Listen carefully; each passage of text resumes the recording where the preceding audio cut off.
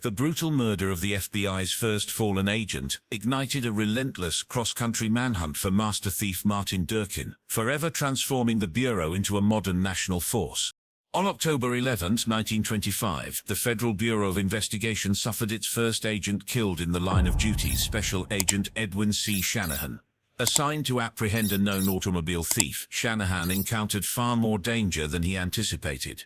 The suspect, Martin James Durkin, had already built a notorious reputation in the criminal underworld. Shanahan had received intelligence suggesting Durkin would be arriving at a garage in Chicago with a stolen vehicle transported from New Mexico. Alongside a small group of law enforcement officers, Shanahan set up surveillance at the site. The day dragged on with no sign of Durkin, and eventually the other officers stepped away to organize a shift change. It was in this brief window that Durkin arrived, driving the stolen vehicle. Shanahan, alone and committed to his duty, attempted to take Durkin into custody. In a fatal miscalculation, Shanahan approached Durkin without backup. Using a quick sleight of hand, Durkin drew a revolver from the front seat and shot Shanahan in the chest at close range, killing him almost instantly. Shanahan's death marked a dark milestone in FBI history. It underscored the risks agents faced and catalyzed the Bureau's resolve to pursue Durkin with every resource available. More than just a tragic loss, Shanahan's murder launched one of the most aggressive manhunts in early federal law enforcement history. The murder of a federal agent would not go unanswered. With the killing of Special Agent Shanahan, the FBI turned all available resources toward capturing Martin Durkin. The murder of one of their own turned the investigation into a personal mission. Agents across the country were briefed. Durkin, now officially a fugitive, had already demonstrated a violent history. He had shot and wounded 3 police officers in Chicago and a 4th in California. His ability to escape custody despite intense efforts from local law enforcement made him both feared and infamous. Within weeks of the killing, the FBI received a tip that Durkin would be visiting a relative of a woman he had been living with in Chicago. When he arrived at the house late one night, Chicago police moved in to apprehend him. A gun battle erupted. One officer was killed and another was seriously injured. Yet again, Durkin slipped away. The confrontation cemented his status as a ruthless and desperate criminal. Durkin's methods were cold and calculated. He was not a petty thief but a professional operator specializing in the theft and resale of high-end vehicles. He targeted dealerships that sold Pierce Arrows, Cadillacs and Packards, some of the most expensive cars of the era. His technique was deceptively simple: pose as a wealthy customer, express interest in a particular model, and request that the car be serviced and prepared for cash purchase the following day. That night he would break in, steal the car, and vanish. What made Durkin especially dangerous was his ability to erase the trail. He altered serial and engine numbers, acquired false license plates under fake names, and often transported stolen vehicles across state lines. This interstate aspect made him a federal case under the National Motor Vehicle Theft Act, one of the few tools the FBI had at the time to prosecute organized criminals.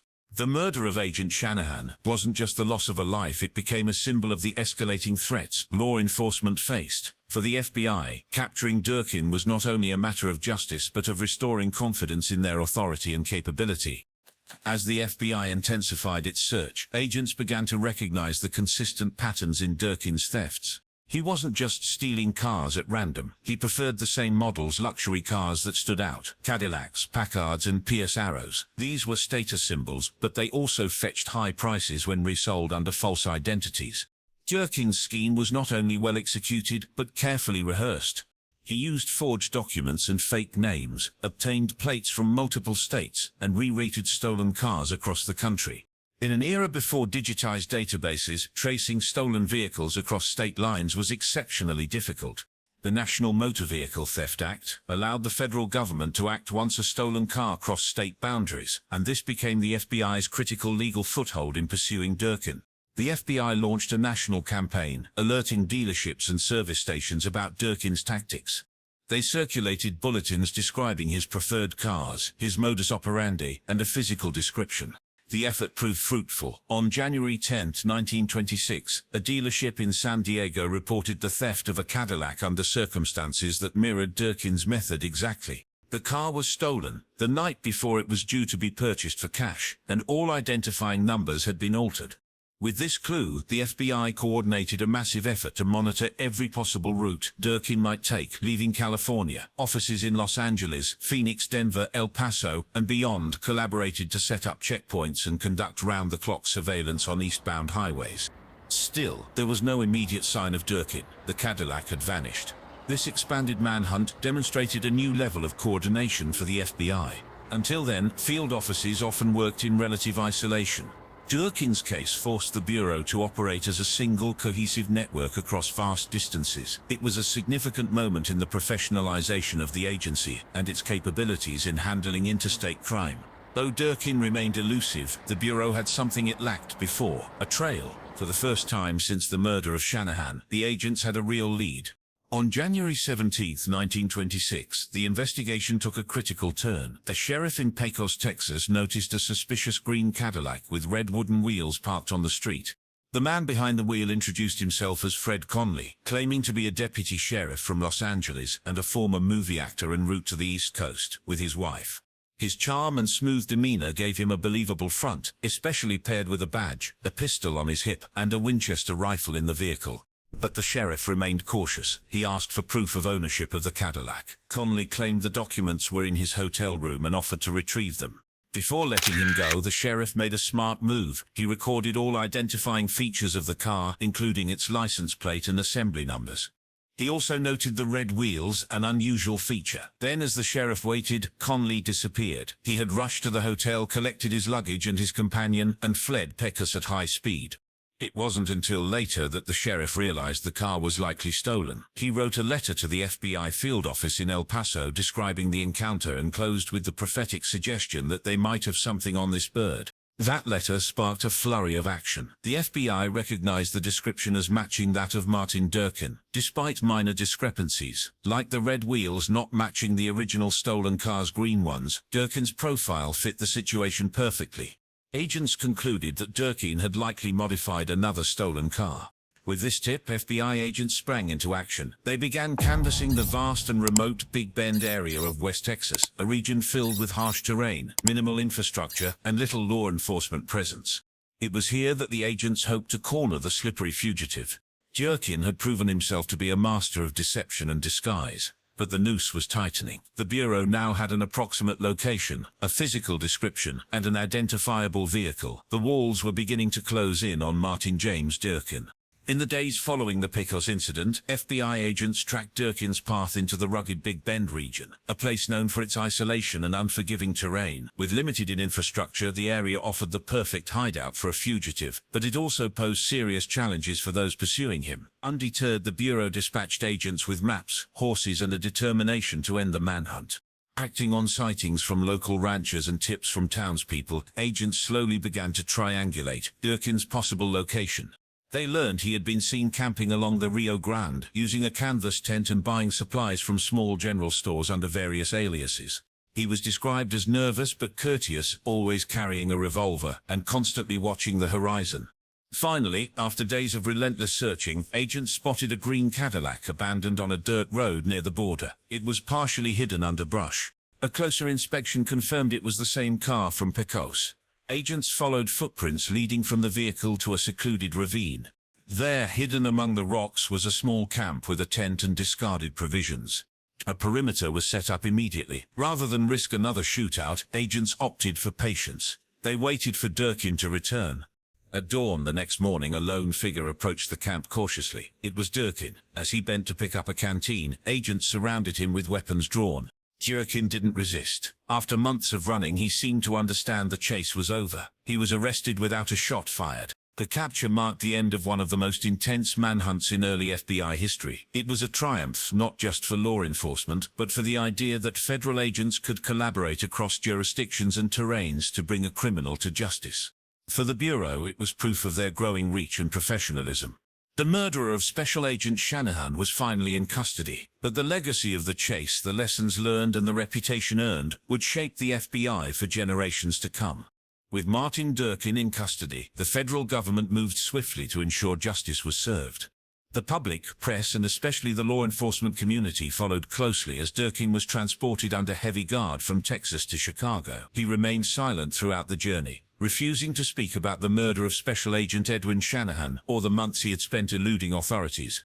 Upon arrival in Chicago, Durkin faced multiple charges. The most serious among them was the federal charge for the murder of Agent Shanahan, an unprecedented case at the time. While the federal government had limited jurisdiction over crimes like murder, Durkin's interstate crimes provided the foundation for a strong legal case under the National Motor Vehicle Theft Act. State prosecutors and federal attorneys coordinated efforts to try him in Illinois. The trial began in early 1927 and quickly became a national event. The prosecution presented overwhelming evidence, eyewitness testimony, forensic analysis of the stolen vehicles, and detailed accounts of Durkin's movements across state lines. The emotional testimony of Shanahan's colleagues and family members underscored the gravity of the crime. The defense attempted to argue mistaken identity and lack of direct evidence tying Durkin to the fatal shooting, but the jury was not swayed. After only a few hours of deliberation, the jury returned with a guilty verdict. Durkin was sentenced to 35 years in federal prison for car theft and related crimes, the longest sentence then imposed under federal law for such offenses. State authorities later secured a life sentence for the murder of Agent Shanahan, ensuring Durkin would never be free again. He was sent to Leavenworth Federal Penitentiary, where he would spend the rest of his life behind bars.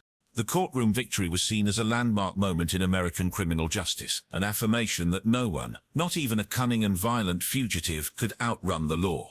The Durkin case not only secured justice for the slain agent, but also cemented the FBI's reputation as a serious, effective force in the fight against interstate crime. It set a legal and symbolic precedent for how future federal investigations would unfold. The arrest and prosecution of Martin James Durkin marked a pivotal moment in the evolution of American law enforcement, particularly the FBI. His case demonstrated the profound need for a centralized, coordinated national agency to track and apprehend criminals who operated across state lines. Before the Durkin manhunt, local police departments and federal agencies often worked in silos, limited by geography, communication barriers, and jurisdictional gaps. Durkin exploited these weaknesses until the FBI adapted and overcame them. Special Agent Edwin Shanahan's death was a tragedy, but it catalyzed change. In response to the killing, the FBI dramatically upgraded its training tactics and interagency coordination. The Bureau also began to expand its legal authority and refine its investigative tools. Director J. Edgar Hoover, still early in his long tenure, used the case as an example of the necessity for a professional, nationwide investigative force. The chase for Durkin became a case study in the FBI's training academy, used to emphasize both the dangers of fieldwork and the necessity of teamwork, preparation, and restraint. Durkin's capture also helped bolster public confidence in the Bureau. The months-long manhunt had made headlines, and the successful apprehension was celebrated nationwide. For the first time, Americans saw the FBI not just as a bureaucratic entity, but as an elite force capable of hunting down even the most elusive and violent criminals.